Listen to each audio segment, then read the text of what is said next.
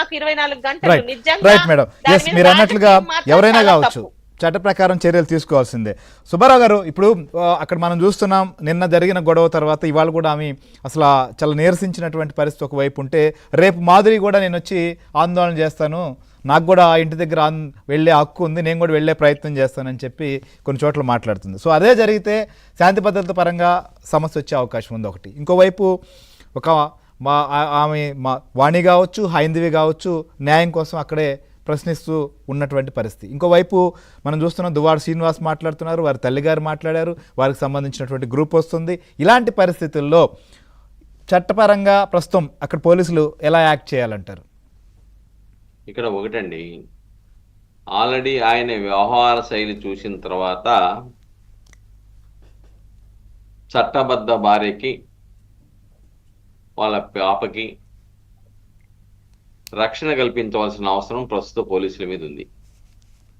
ఎంచేతంటే ఆల్రెడీ ఆయన దుకూరు చూస్తూ ఉంటే, ఆయన వ్యవహార శైలి చూస్తూ ఉంటే చట్ట వ్యతిరేక చర్యలకు కూడా పాల్పడే ఆలోచన కనబడతా ఉంది. రెండోది, ఆయన ఏమంటున్నా అంటే దాన్ని కప్పిపుచ్చుకోవడానికి నాకు ప్రాణాపాయం ఉంటుంది, నా మీద కేసులు పెడతారు, అధికార పార్టీ పోలీసు వాళ్ళని ఆమెకు అండగా పంపేసి నా మీదకి ఉసుకొల్పారు అని ప్రత్యారోపణలు చేస్తా ఉన్నాడు. కానీ ఇక్కడ డెఫినెట్గా రాత్రి జరిగిన సంఘటనలోనే అసలు పోలీసులు స్పందించి ఈ పాటికి అతని మీద, శ్రీనివాస్ మీద కేసు కట్టేసి అరెస్ట్ చేయవలసిన అవసరం ఉంది. ఎందుకంటే అది రాడ్డా లేకపోతే కర్రా లేకపోతే ఇంకోటా వస్తువుతో మీద దాడికి వచ్చాడు కదా చంపడానికి. వాళ్ళు చెప్పారు కదా మమ్మల్ని చంపడానికి వచ్చారని చెప్పేసి అని.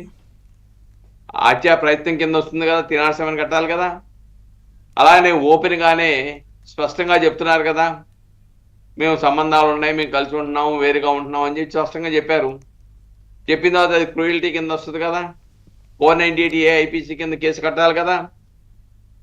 అలానే ఇలాంటి కేసులు కొత్త చట్ట ప్రకారం కట్టాల్సిన అవసరం ఉంది. అలానే చంపుదామని భయపెడతా ఉన్నారని చెప్తున్నారు. ఇవన్నీ కూడా ఫ్యామిలీలో అంతర్గత విషయాలు. ఆనాడు వాళ్ళ మిసెస్ చెప్తా ఉంది కదా, విజయవాడలో ఇలా చేశాడు, చేస్తే పోలీసు వాళ్ళు కంప్లైంట్ ఇస్తే చర్య తీసుకోవాలని చెప్పేసి అని. నాకు ఒక అనుమానం వచ్చింది, ఇంకా నయం అందరూ అప్పుడు కంప్లైంట్ కాదు సార్, ఏదో పంచాయతీ నడిచినట్టుంది, వీళ్ళు వెళ్ళి అంటే ఒకే పార్టీలో మధ్యలో కదా అని చెప్పిన పోలీసు వాళ్ళు ఏం మాట్లాడలేదని చెప్పింది. అంటే ఇంకా ఆనాడు అధికార బలంతో వీళ్ళ మీద కేసు కట్టలే, సంతోషం కొంతవరకు. ఎందుకంటే బాధితుల మీదే కేసులు కట్టిన చరిత్ర ఉంది కదా గత 5 సంవత్సరాల్లో. కాబట్టి ఇక్కడ ఫస్ట్ జరగాల్సిందంటే పోలీసులు స్పష్టంగా వాళ్ళ పాపకి